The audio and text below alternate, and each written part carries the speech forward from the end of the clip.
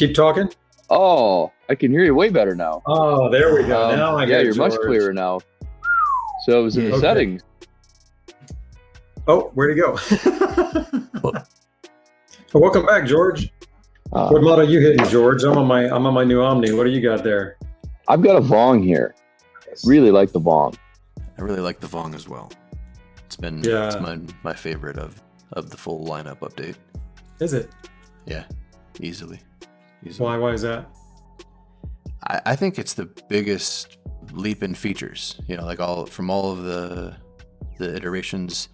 The M is a lot of finesse, and it's a lot of the similar features, the same features, just improved and nicer, rounder, different.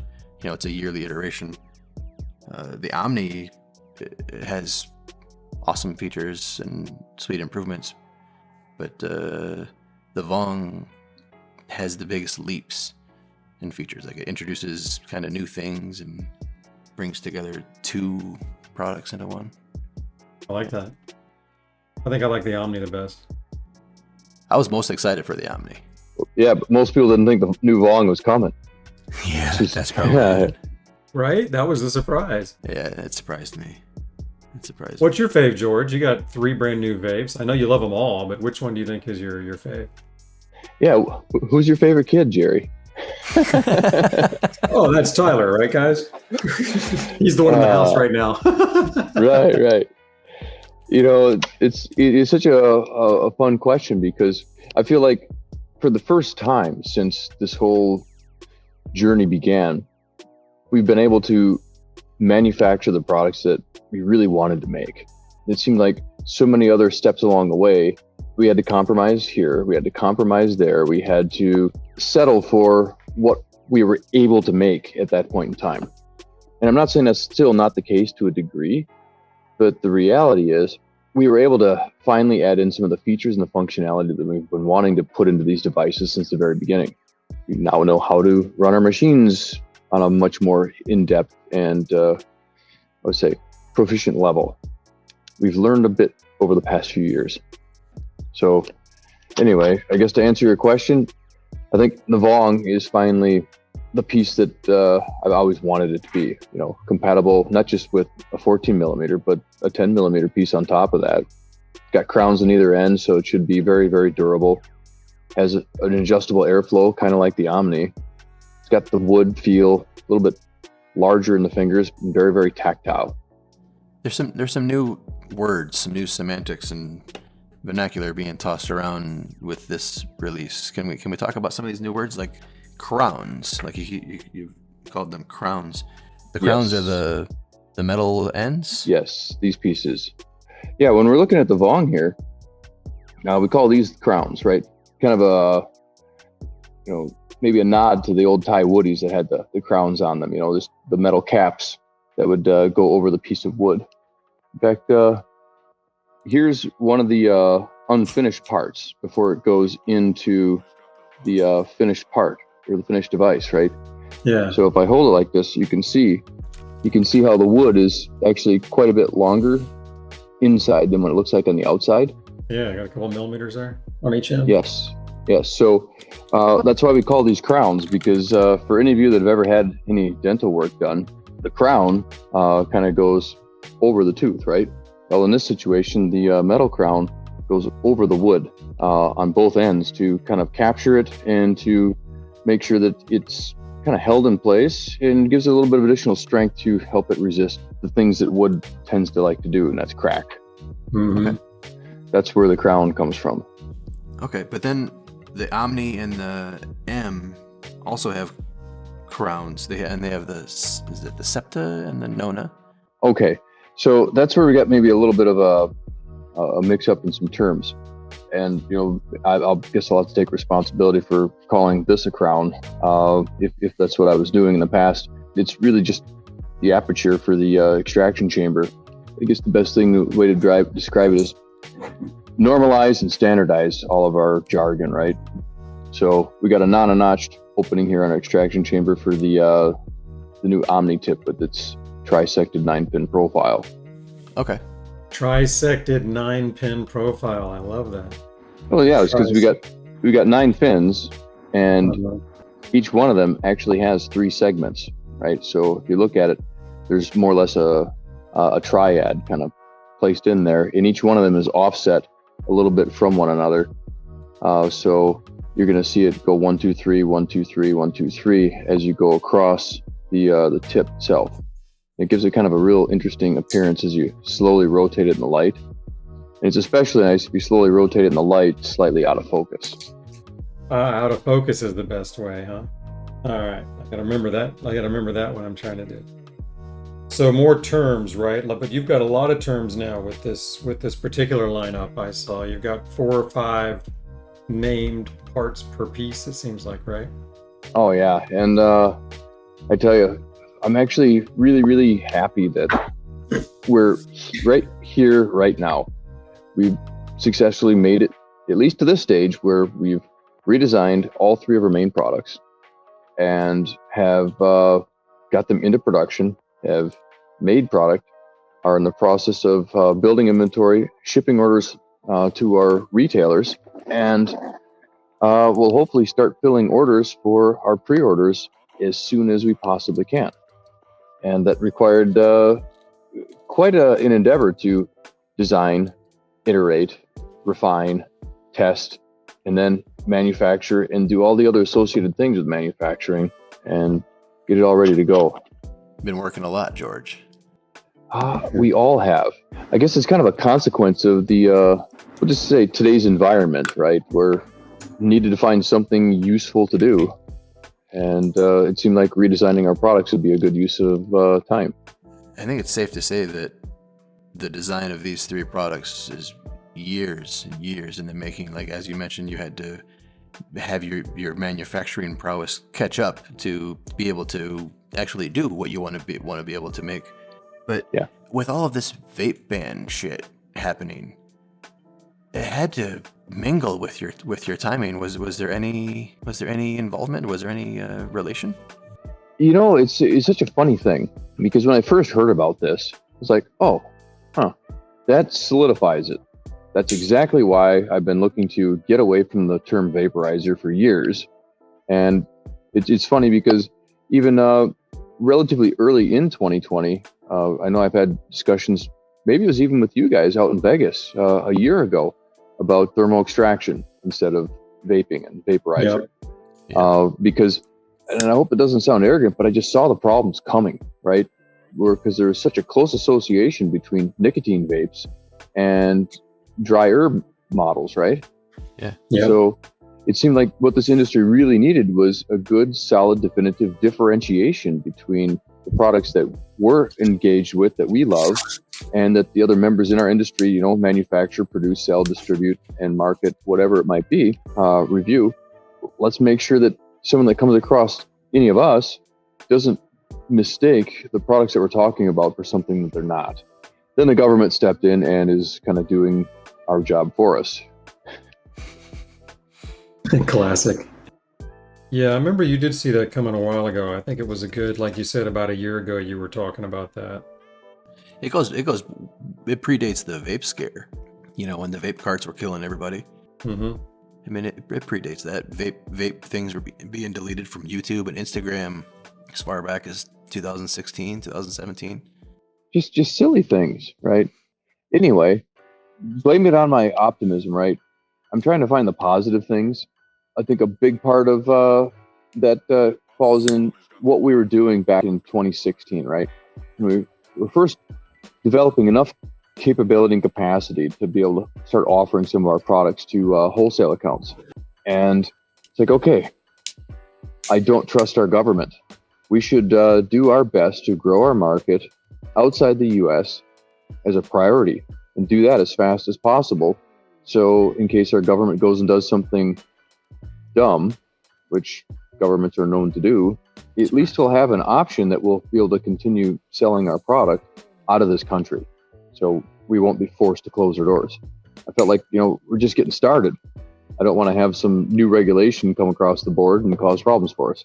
Since we were able to pull that off, you know, in 2016, 17, and 18, growing a reasonably good international presence, when some of this other stuff started coming down the pipe, it's like, well, worst case scenario, we'll have to shift our focus to primarily export markets, which would be annoying, but it wouldn't be the end of the world. Yeah, especially since you've been working on it and had some foresight and have some things in place. That's brilliant, man. Well done. You have some loyal fans. It might be the end of the world for them. Yeah, I'd really feel bad for that, but at the same time, just looking at the way a lot of the legislation is going, it's only really going to affect stores that primarily do e-commerce. So all your brick and mortar stores are still going to be able to sell their goods to the people that walk in the door. It's a significant change, and I can't say I'm happy about it, but on the other hand, I really wonder what the long-term repercussions are going to be. It's really, really funny because the rules haven't actually even been made or announced yet. And everyone's kind of got their arms up in the air because they're moving things pretty quick, and they're trying to put the rules into play, into law, like literally days after they finalize the rules, which I don't know why they're going about it in that fashion. I get it, that they have to determine a time to set the rules, and they needed a few months to figure it out because we know how hard our typical lawmakers will actually work. I'm sorry if I'm being derogatory, because, they passed the legislation in December, and the rulemaking doesn't finish up until April, but then we're going to institute it like 2 weeks after the rulemaking is done. Why wouldn't you institute it 3 months after the rulemaking is done so all of the new businesses that are going to be effective have some time to navigate? Why not make the rules in January, since it passed in December, and then implement them in April at the same time frame, but just do your job and make the rules early enough so that people have time to react and to publicly comment and to give a little bit of feedback and input before you actually finalize the rules. This is kind of how government, in my opinion, should work. Laws need to change. I'm completely in agreement with that. Legislation gets drafted, gets voted on, gets approved. Okay, that's fine. That's our process. Okay, make some rules. Make sure that the rules follow through with what the intent of the rules are supposed to do and supposed to mean. Okay, great. Make sure that the people that are looking for the rules are happy with the rules, and then enforce them. I've talked to at least one or two people that have said that historically this is how government works in this country, and that they wouldn't be surprised if the implementation took longer. In other words, if we get to April and the post office responds with, "We're not ready yet," and sometimes it can take months, years to get shit straightened out. I don't know if that's how this will play out, but it has played out that way in other industries and other situations. It's going to be really interesting to see. On a much more positive note, if we're going to talk about the information that we have received so far from several of the carriers that pick up our packages and deliver them, is that in their opinion and their interpretation, this legislation in its entirety does not apply to our products. There's still a few of the delivery services that we utilize that we haven't received information from one way or the other yet. So it's not confirmation, it's not problem, it's just we haven't had communication with them. But considering the way that things are progressing, I'm pretty optimistic about that too. Instead of a threat, I think whoever approaches it that way is going to be rewarded. That same logic applies to so many things in life, right? Life is not exactly easy. Things that we're not expecting tend to happen. It's what happens next that really makes a difference. It's what we choose to do, how we choose to react that determines really how it's going to affect us the most. When we were there in October, you were really excited about a big machine, and I don't want to reveal anything, so I'm being very loose on it. But is there anything you can tell me, like in layman's terms, like? I love it. That's the 3D printed stuff, isn't it? Yeah. It's that's the biggest one yet. Camera. That's the biggest one yet, bro. I've never seen one that big. Isn't that fun? That would totally swallow up the post outside. Can you fit inside that? Yeah. Not quite. Does it click? Does it click? Oh, it's a chair. Yes, I love it. Isn't that That's the just fun? coolest chair ever, man. I love that. And don't misunderstand me. We didn't buy it to print giant caps, but to print big things, you have to go through the process of testing it out, making sure that everything's going to function correctly, right? So that was our biggest, longest print so far. And the really cool thing is we can print things that are substantially bigger than that. Yeah, I'd say problem solving has been in my blood for a long time. It certainly caused me quite a few problems when I was younger. Sometimes people just don't want you to solve the problem. They just want you to get the task done. And so that made for a number of disagreements, when I was growing up. For example, why can't you just do it the way I asked you to? It's like, well, it's going to take longer. Well, why do we have to do it that way? Why can't we try it this way? But now that I'm older, it's a bit more tolerable. So, George, I got a question for you, man. What's that? I love every time you release a vape. I love using it, testing it, figuring it out, but mostly I love your Easter eggs. And I love how you're always planting numbers in there. And so for me, it's fun to go look. And I absolutely adored what I found in this year's products. But I'm interested in for you, is there one or two of your vapes that from a numerology Easter egg perspective that you like the most or appreciate the most, or any particular singular Easter eggs that just, you know what I mean? Any of that stuff mean more to you or special? Or? Well, what I can tell you is that on this year's M, for example, right? Without a doubt in my mind, this is the best M we've ever made. None of the other ones even come close, right? And I'm not talking about that from just a pure performance or extraction perspective, because the difference between this one and last year's and the one before that, they're all going to extract on a comparable level in terms of heat up and overall extraction efficiency. But at the same time, when I think about ease of use, overall appearance, and the tactile navigation, this one's it, right? It's got really nice appearance. It's got really nice lines. It tends to be much, much easier to feel every single feature, like this grip here. Your fingers just want to stay on the grip because it's got kind of an hourglass shape to it. It's also really nice to, if you just take your thumb and you just kind of rub your thumb down the length on this grip, it's got a whole lot of feel to it. It's slightly sharp, but not sharp enough to be uncomfortable. So you can definitely know where it's at. It's the grippiest grip that we have. The way that the rocker integrates, the way that you can feel the air ports.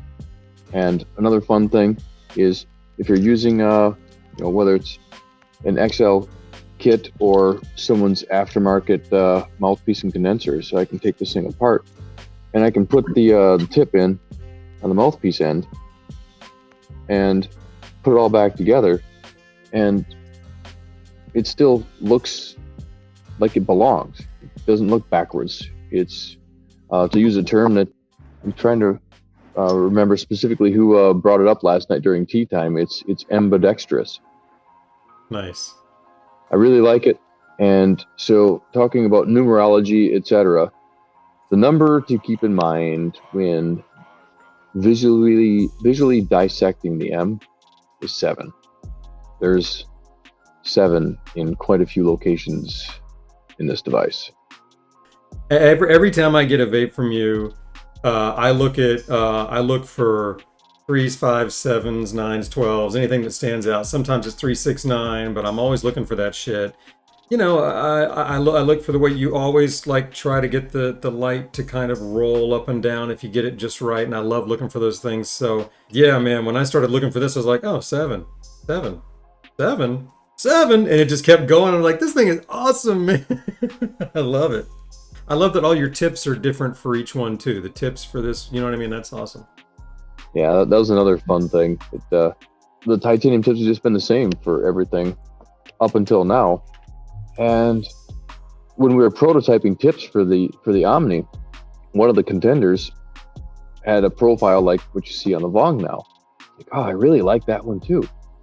Let's just make a different tip for the Vong and we'll use it there. I think people might like that. Because now it gives you another option. It's a little chunkier, but it still looks like it belongs. And you can swap the tips with the Vong with the Omni and they still look good. I don't know if you guys have noticed any significant performance difference. I really like the Vong tip. I like the way it looks. I like the way it feels. And this is gonna sound weird, but it feels different than it looks. Like when I look at it and I rotate it, I see squares, but then when I feel it, it still feels round. Yeah, it definitely feels round. It's such an interesting thing. And, you know, when I'm rotating it in the light and I'm looking at it, it just makes me think about rotary engines. Yeah. Yeah. Pretty dope, man. Dope. Well, I appreciate the Easter eggs you throw in there. It's fun. It makes it interesting, and then I'm always looking for more, and a lot of fun for me. It's never just another unit. There's something there. Well, and what I'd really encourage you and everyone to do with these devices is examine them without your eyes. This year, by far, more than any other time, we've been able to really engage in the what I like to call the tactile engineering, right? To make these devices have a look to your fingertips, like your fingertips have never seen before, right? And it's one of those things that I think a huge percentage of us really take for granted how sensitive our sense of touch on our fingertips really truly is, even though, you know, the skin can be a little bit thick, and I'd have to say the skin on my fingertips is kind of thick, but at the same time, I can touch various very, very fine textures, and I can understand them, and I can navigate with my fingers without looking at things, you know, whether you're picking up a small little screw and trying to, you know, thread it in, whatever it might be. And so the goal this year was to take everything that I'm aware of, combine it with the awesome things that Jason's aware of and his amazing technical skills and talent, programming those CNC machines and making them sing. You know, the custom tooling that he has to design and create in order to achieve some of these textures that just weren't makeable with the tooling that we were aware of. So we had to make it. And what we have is we have some devices that have a completely, not only new look, but a completely new feel to them. And so I really encourage people to feel the difference in the devices that we have coming out right now. I think you'll find that they feel very, very different in terms of appearance, handling, and even operation. Dude, the Vong feels spectacular. Like it literally like is built for my thumb and holds it exactly how I want to, like just slide it a little bit to adjust the airflow. I mean, it's like it literally is a perfection of how I would want to use the airport on a bubbler, and just like you said, from feel as well, it feels completely different from the other side. Even the fact that it's on the wood portion, so it even feels different from a material aspect. You know, I think you did a fantastic job on that with this thing, man. Really, it's so easy to hold and manipulate, to maneuver without even looking at it, even if it's hot, ready to go. These little details, right? I tell you, the older I get, the more I appreciate the little details. They matter, I think, so much more than is really well understood by anybody. So Troy, do you mind explaining to George how this question thing works? Because you have a better understanding of it than I do. So we want to have a question that you ask our future guests. Oh. That you get to come up on, and it's completely however you want to do it. Like there's no limits, like you can be as creative or as weird as you want. And Pranav, who we interviewed last week, started with a question, and we're gonna ask that question of you. And while you're answering that question, you can also be thinking of what question you want to leave for the future guests. So we're calling it legacy questions, huh? Yeah, that's a great way to put it. Thank you. That's perfect. I love it. Yes. So Pranav's legacy question to you is, if you could have a session and a conversation, like fully communicate with any animal, what would it be? Oh, I think it'd be a whale. No shit. Why is that? Yeah.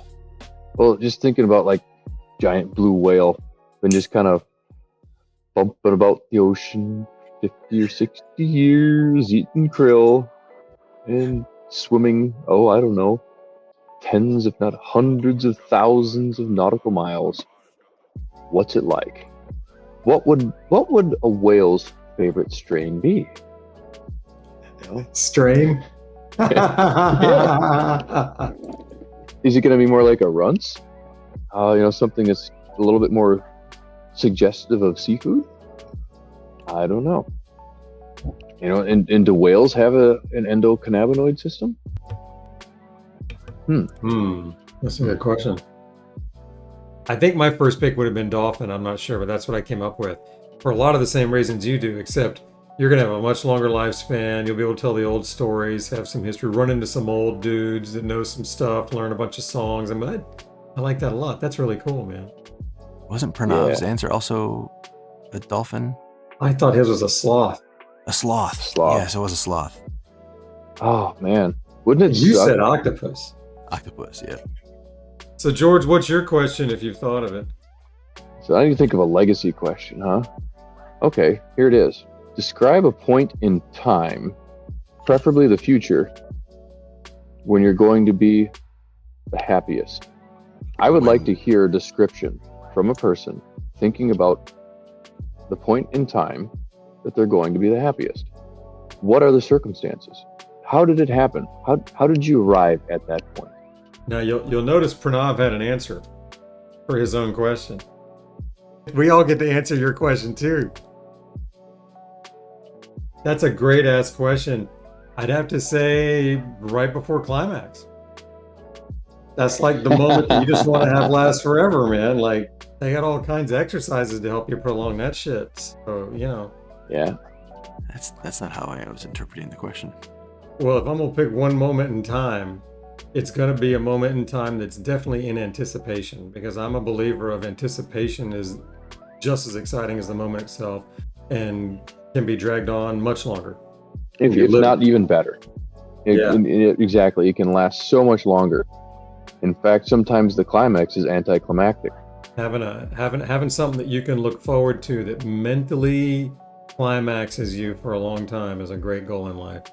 I agree, and I think it can be a very, very motivating situation. How would you answer that question of your own, George? And you can't take my climax one, because I know that was the best one.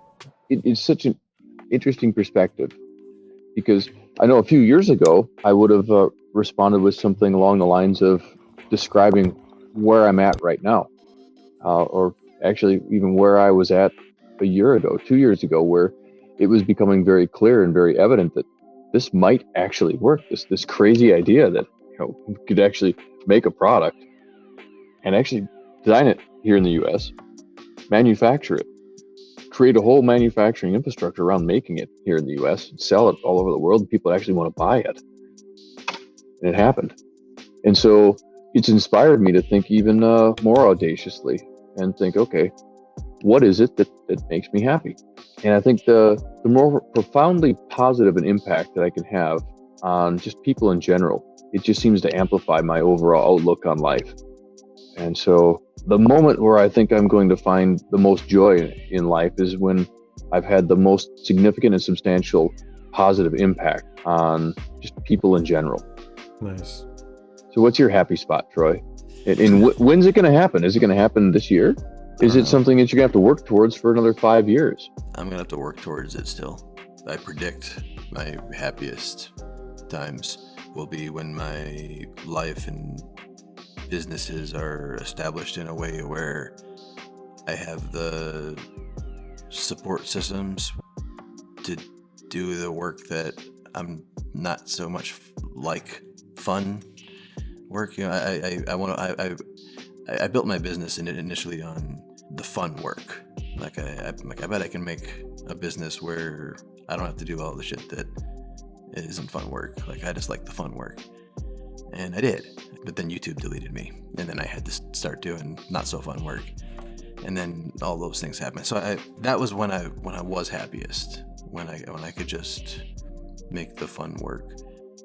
And I think meeting my goals of my self brand as a content creator with with different facets of interest. Like I like creating content around things I'm passionate about. Once I establish those positions in a means where it supports my life, I think that's when I'll be the happiest. So That sounds good. And I think just knowing that, acknowledging that, I think is one of the most important steps that we can all make as we're navigating our life seeking happiness, right? Is to understand, what does it look like? Because if you don't know what you're looking for, how do you expect to find it? Right. And I know it just sounds really, really simple, but well, what is it that you're looking for? It's a really good practice to even state your goals or write your goals down. Absolutely. Or almost even better, if you can find a comfortable, small group of people that you feel comfortable and trustworthy, share some of your goals and aspirations with them. Don't get too audacious unless you know that these are the people that are going to help you achieve them, right? But think about it, think it through, and then ideally team up with some of these people that you love working with and collectively go after it. Help them achieve what's important to them, and it's amazing. All of a sudden, they will help you achieve what's important to you. It's just this mutually beneficial relationship, symbiosis. So I just got to jerk Jerry off, and then Jerry's going to help me achieve what I should. that's funny, man. Actually, outside of my climax answer, though, because that can be, we can bring that on anytime we want. I would say that Anytime you want, you can just. It's amazing. Have that ability. No, what I was going to say is, honestly, George, I'm at a place right now in life that is really exciting to me in a way that it never has been before. I've done a lot of really deep personal work in the last couple of years, and ceilings that I didn't know I had in place are no longer there. And so I'm currently living in a world of possibility that is exciting like I've never seen before. That to me is the moment I want to live in, because I fully believe that reaching some of the things that I see, it'll be exciting, but then it's over. Like, just like I told you, it's the anticipation, the road, the struggle that I want to enjoy on the way there. And this is what I see as exciting. So what I would say would be even better than that for me, George, is I already see other ceilings that just go, oh, there's that doesn't even occur to me as possible. What are you talking about? I already see some of those in my subconscious thinking playing out. And so I guess what's going to be exciting for me is when I break through those motherfuckers and see what is over there. That's when I'm going to be stoked. I don't know when that is, but I believe that's coming. It's coming. And if you believe it's coming and you think about it's coming and you start to even just imagine what it's going to be like when it arrives, it seems like one of the harder parts to even realize is that it's already happened. I know it happened to me. Because it wasn't just like I woke up one day and it was some epiphany moment. It's like, I did that, or I'm about to do it. It was more along the lines of, with the exception of getting through customs in Amsterdam last year, that was pretty amazing. I actually did it. But it seems like some of the more significant achievements actually were in the past, and I just had to kind of reflect upon the fact that it had happened. And now the anticipation's over, but it was kind of anticlimactic because the transition was slow enough that all of a sudden I'm looking around and, we are making our own parts now. Actually, we're making quite a few of them. We've got our own CNC machine. Actually, now we have more than one of them. As you start filling in the blanks in terms of the goals were there and the goals are achieved.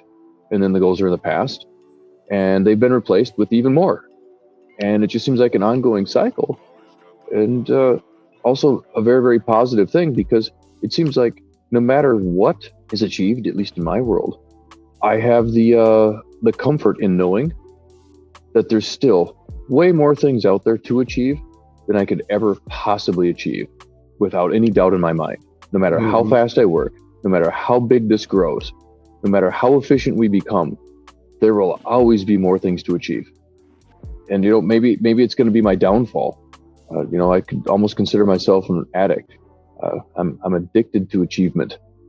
It's where I derive a significant amount of, I think, satisfaction is solving problems, finding a solution, finding a way to take the circumstances and convert them into something that's useful, beneficial, more positive, improve the situation for not only other people, but anyone that it's realistic, right? Personally, I'm enjoying every breath that I'm taking right now. It is such an amazing experience being able to be part of this community. These awesome people out there that are helping me achieve the things that are important to me. And I don't think it would really be possible if it weren't for the fact that that community exists. Simple as that. And when I'm thinking about other various things, I'm thinking, okay, what other things can I do to support this community? How can I continue to invest in this community? How do I give back to this community? Because without this community, this little adventure called Dynavap, it dies. And that's a thing that I don't think a lot of businesses are either willing to accept or understand very well. Unless you're selling things like nicotine that people get addicted to.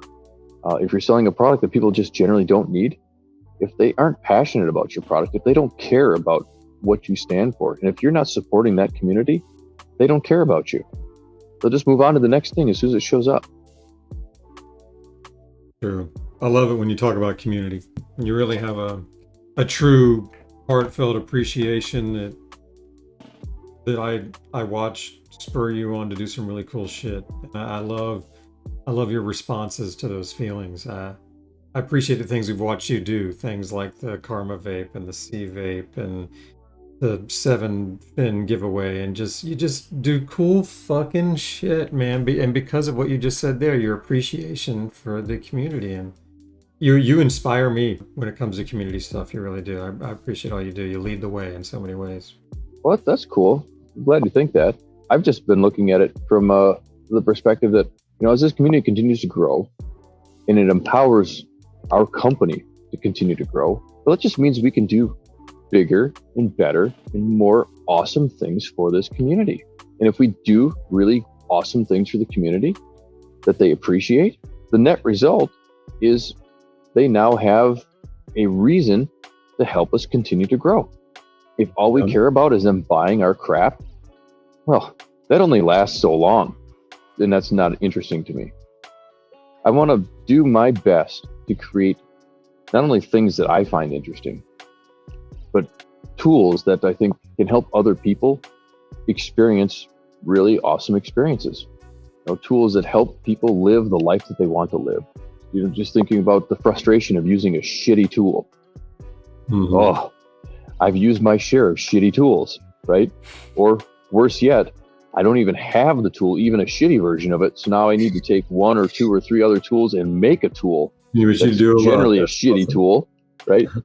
Just so I can get the task accomplished. So now that we have all of these amazing capabilities, and when I'm talking capabilities, I'm not just talking about CNC machines. I'm talking about people both that work for this company and people that are part of the community out there that are giving us valuable feedback on our products. Sometimes they're not very nice about the feedback, but I don't care. I love all the feedback. And it might sound really cheesy, but I think I love the negative feedback the most. Even though it's kind of painful to read sometimes, it contains some of the most valuable information. And I appreciate that person taking the time to write it down and to make us aware of it so we can solve that problem and make everything better. To me, the definition of a company existing is the universe has a desire. And when a company succeeds in fulfilling that desire, the universe becomes happy and it desires more. A company exists at the convenience of the universe and its communities. If we don't support the communities that support us, we die. I mean, to the real world, Dynavap is an idea supported by consensus that it's a fantastic thing, minus all the assets and things like that. Everything is just ideas being supported by communities and in and out of contextual consensus. I totally agree. And when you look at some of our earlier stage product, I don't know what better example you could possibly ask for. I mean, it was terrible. Did it work? Yeah. But in comparison to what we're able to make now, because the community thought, you know what, we can work with this. We'll give it a shot. Oh, okay. Well, thank you for giving us a try. We're going to aspire to do better. Is this better? Oh yeah, that's much better. We like that one more. Okay, cool. How can we make it better? Well, you can do this, this, and this. All right. Well, then we're going to do that. And now we have 5 years of evolution, and we've got products that are actually pretty nice. Yeah, 5 years, man. That's pretty impressive every year. You know, I was talking to you the other day about that. Like every year, a new vape. There's a lot of pressure. You said you feel like this one's your best yet. I do. This is an opportunity maybe to land on one for a while, right? And instead of have to have a new one next year, maybe just do cool color tweaks or whatever. Who knows? You know, and that's actually a direction that we're contemplating, because, you know, how much better does it need to be? How much better can it be? Well, it can always be better. Always. Especially when we think about technological evolution, how it's continuing to move and progress and evolve. There's going to be new materials. There's going to be new manufacturing process and methodology, which will enable us to make things even better yet. But if we can't make a substantial improvement, well, then maybe we should be shifting our focus onto something that needs more improvement. There's a chance that, yeah, we might shift some of our focus on developing some other things that are going to help make the overall experience of our products better. Because in the end, that's what we seek as individuals. We seek experiences, right? And if a product facilitates a good experience, it's a product we tend to like. Thus the Dynavap success. Doesn't it seem simple? Make a good quality product, support it, and people will buy it. Things are great, man. It's like every time I use one and I get a little lit, I'm always like, damn, like, I don't have to use much. Like, this motherfucker reminds me I might be wasting by using these big vapes all the time. Yeah, it might be. But does it make you happy? In the end, that's what matters. Yes, you all make me happy. I had a question related to the iterational conversation of the M design bit. All right, cool. You kind of answered it as I was trying to formulate the question in my head. So now I don't have anything to ask. It was related to the, like, do you try to separate the opinions of like enthusiast people versus like a newcomer? Because I imagine as your brand grows, so much of your TED sales are going to new to thermal extraction people. Like they're new to the scene, and they're just picking up their very first product from Dynavap. And to them, all of the iterations of the past are not super relevant. But in the enthusiast space, people love to really discuss the intricate yet subtle details between the early iterations, and even the different tip options and the cap options, and they pick them apart and present them in dare I say, media style sensationalized opinions. Sure. And it's really kind of fun to watch, because what do we have going on here? And it's association, right? When a thing is part of a very good, positive, and invigorating experience, right? You develop attachment to that thing. And if it continues to reinforce that on a regular basis, right? That attachment becomes stronger. You know, whether it's a pet, whether it's a car, right? Or just a person that you associate with regularly, you develop relationships. So tends to be these positive reinforcing experiences associated with that relationship. Again, whether it's with a person or with a thing, it doesn't matter. And so here comes nostalgia, Even though that old thing, that original glass vap cap with the black rubber mouthpiece is not exactly a thing of beauty. If it was that first experience with it that all of a sudden, you mean I don't have to light it on fire? And it just becomes this revelation moment, and it's just going to stick with you all along. Versus today, you can pick up one of these fancy new titanium Omnis that is much, much better designed, engineered, functional, has so much more to it, is so much easier to use, performs, I think, substantially better, and is much more predictable. The person's going to have that kind of an experience with a tool like this versus the simple tool. So they're not going to feel that nostalgia because they haven't had those positive reinforcing experiences along the way. And so, again, for the people that have, they like to share those experiences with other people, and the various older devices and iterations and the nuance. It's a topic of conversation, no different than talking about the football game from last week. And, it's our human nature trying to associate tangible things with intangible experiences. People like to be a part of things. Well, they do. And no different than, this is funny. Eric just walked in. Oh, right on, man. What's up, Eric? Tell him he said hi. Bring it, Joe. Yeah. Bring it. So if you were to, I'd be willing to bet that both of you guys have a ticket from a concert, from a movie, from an event, from something that you went to, whether it was a year ago or even 5 years ago, stuck somewhere in your underwear drawer. It doesn't matter. It's just a shitty piece of paper, but it means something to you because it's directly associated with a positive experience. Yeah. Got a bunch of That's when I realized I could be a hoarder when I saw that shit I had because of that. And that's another example. Why do people collect all this stuff, right? Some people do it because it's something to do, right? And their collection is something that they can look at, and it gives them just a little jolt of the memory of that positive experience that they had when they acquired it, when they used it, when they first had it, when someone shared it with them, whatever it might be. And if we don't have additional sources of these positive reinforcing experiences in our life that are associated with things other than things, right? Associated with other people, associated with travel, associated with things other than things, well, then we tend to collect lots of things. This is a big part of the reason why it's so important that we, as an individual person, are engaged with at least one community of some sort on some level.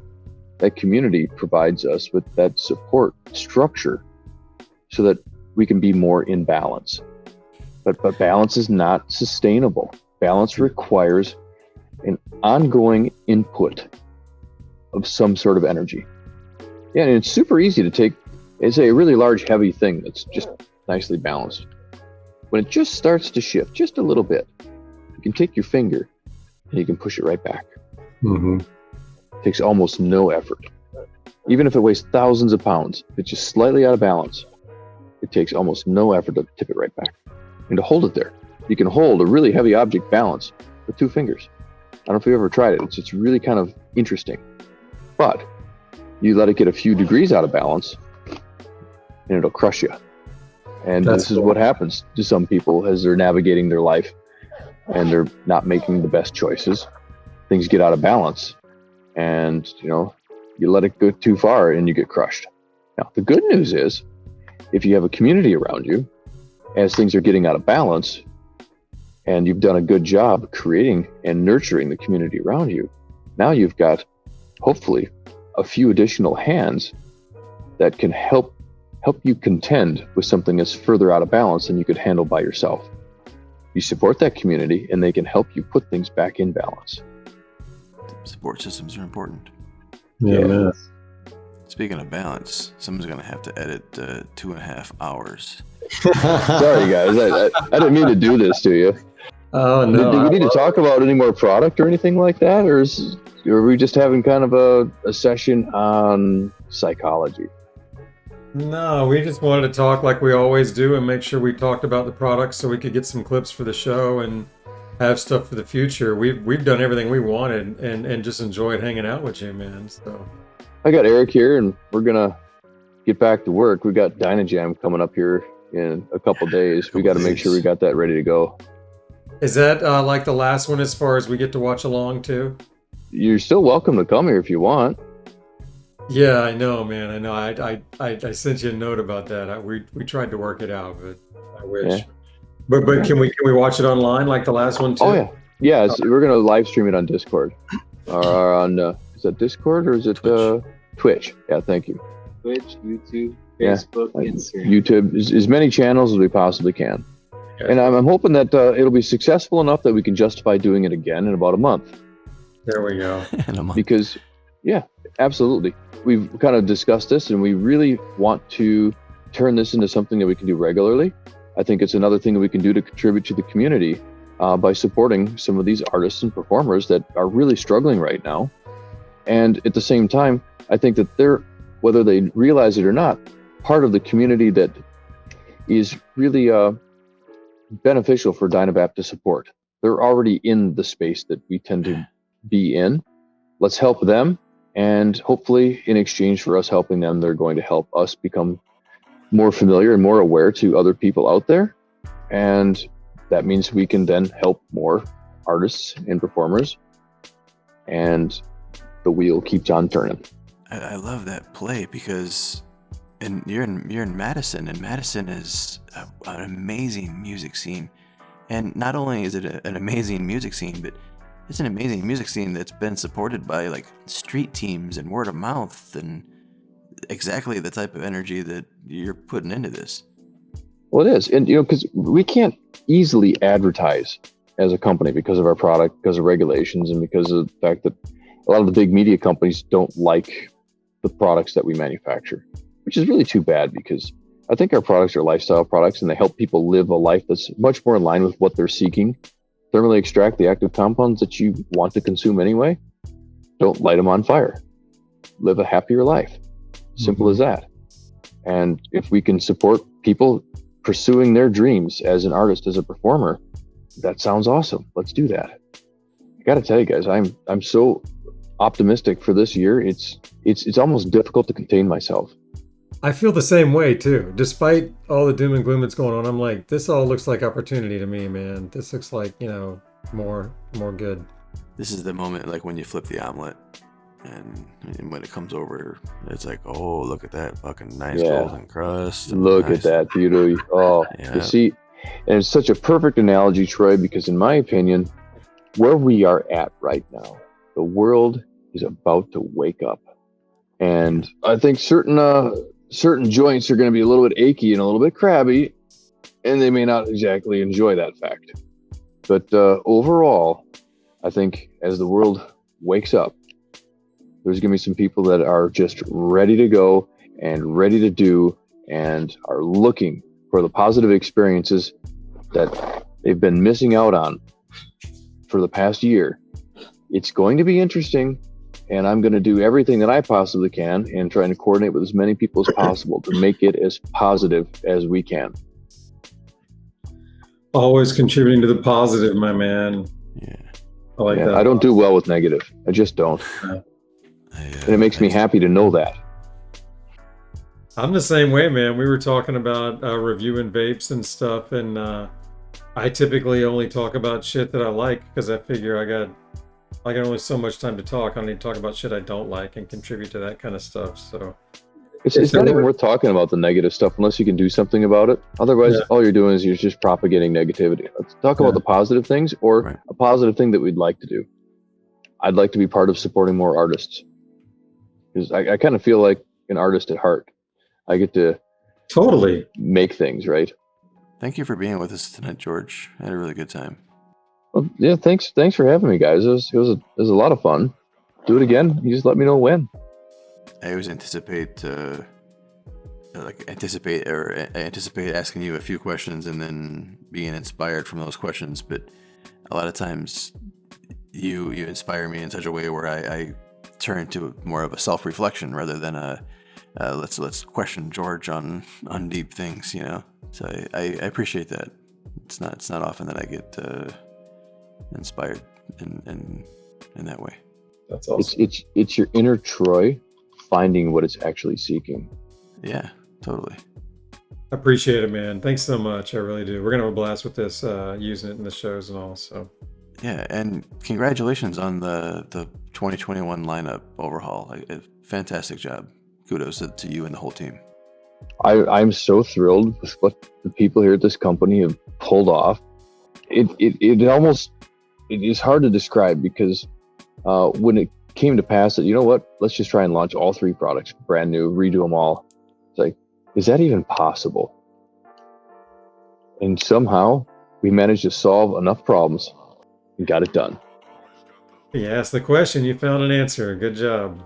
Anyway, enjoy those devices, and let me know if we can be of any further assistance. Awesome. Thanks, George. Fantastic. Appreciate you, man. Yeah. Thanks, George. Thank you. All right, buddy.